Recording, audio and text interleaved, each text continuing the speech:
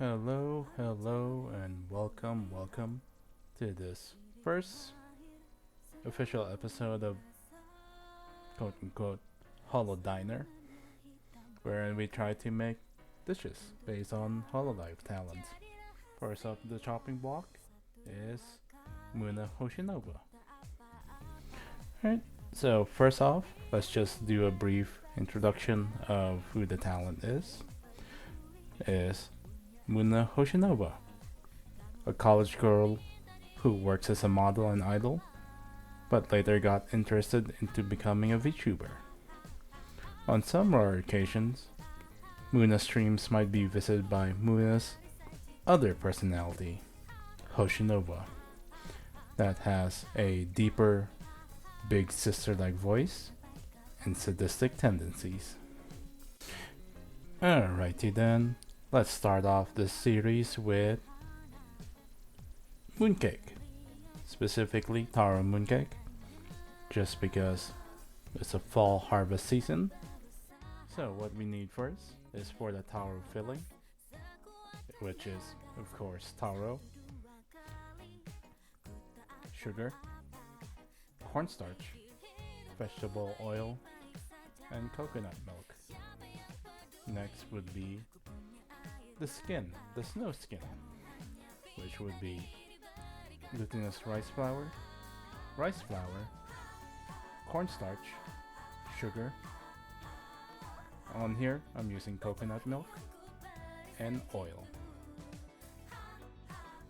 Alright, let's get this my disaster of a cooking video started. So first, I'm gonna do peel and cube the taro. So basically, remove the skin of the taro, cube them, and then let it boil until fork tender. Oh yes, by the way, disclaimer, this video may make your ancestors cry, but we'll get through this. First time making taro mooncake. Hopefully I get better with each passing dish. So basically, just cube the taro. Here I washed them again because there was some skin in the pot. So just cleaned it a little bit before boiling because we don't want any of the skin.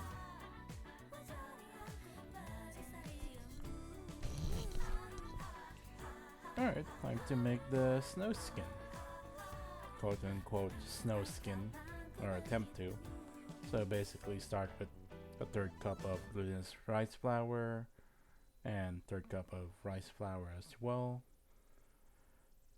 Sugar, it depends. They said 2 tablespoons, but I just poured stuff. Cornstarch, 2 tablespoons as well. And this is the important thing of following a recipe for baking. Alright.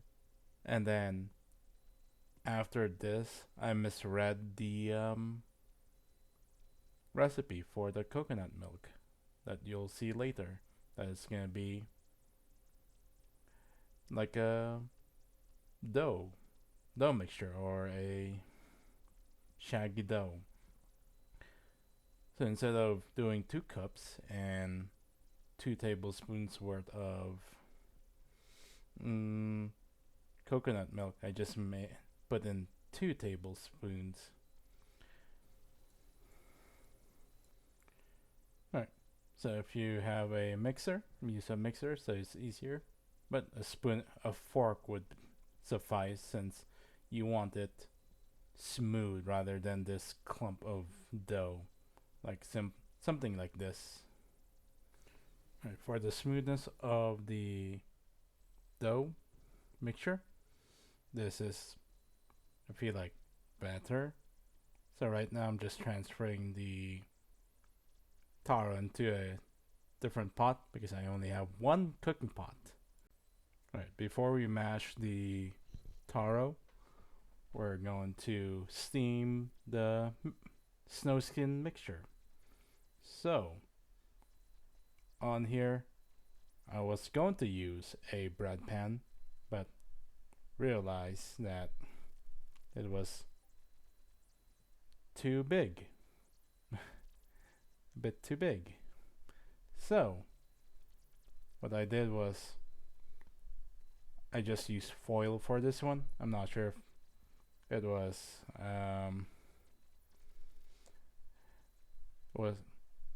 I had to improvise, so bear with it. And then you steam this mixture until there's no wet spots when you put a knife through it.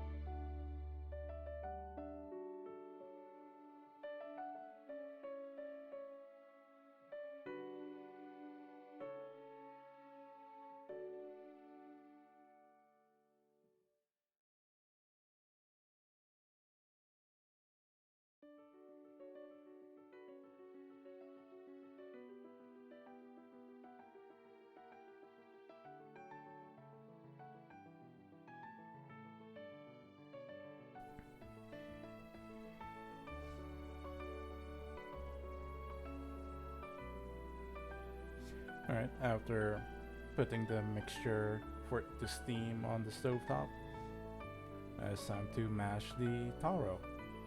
So basically just mash it until there's no lumps left.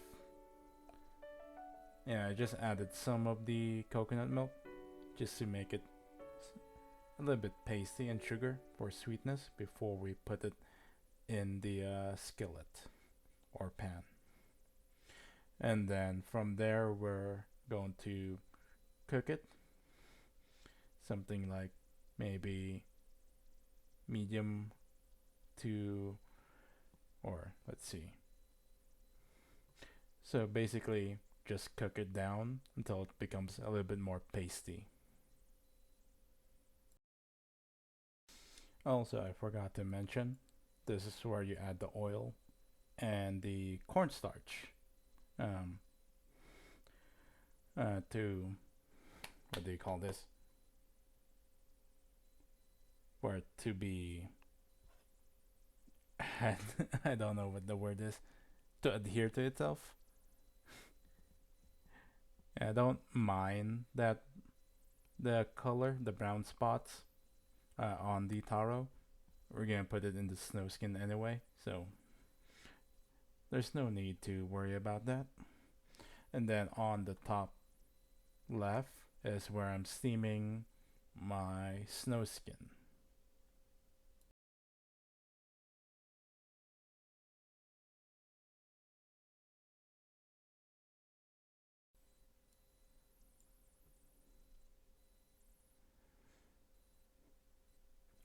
And then next on the plate is to check if the snow skin is cooked. Yeah, this I'm a little bit what do you call this? Paranoid about big stuff, so I make sure that there's no wet spots on on that dough.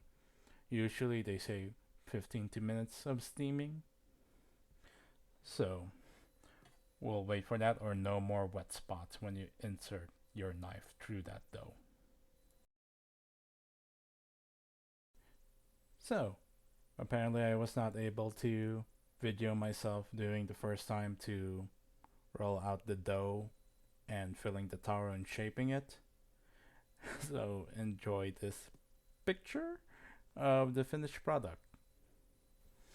And then here is a finished product of the mooncake. And then on the right side is the a commercial mooncake. that you can just buy in any Asian market. Hopefully, the next time I buy a booster pack, I can get all the girls.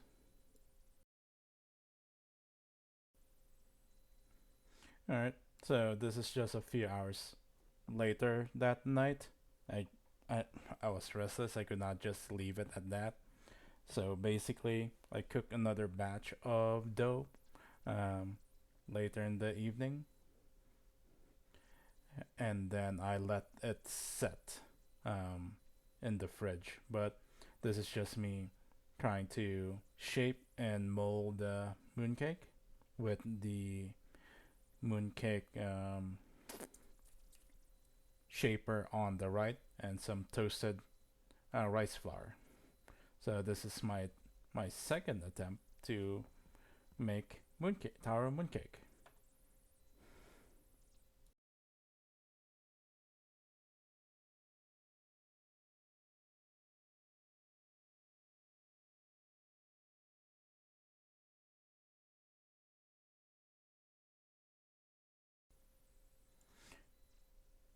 Yep, so I'm not used to this, and I don't have a weighing scale, so just doing it by hand or uh, by feeling. Because why not, right?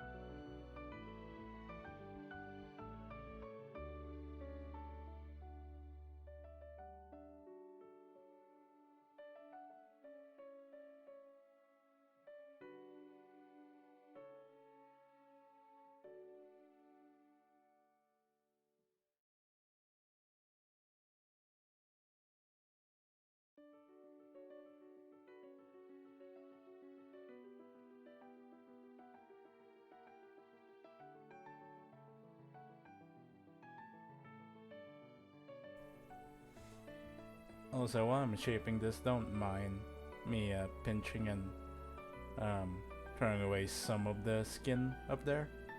Um, don't mind that. um, you see nothing. But again, that's how it goes.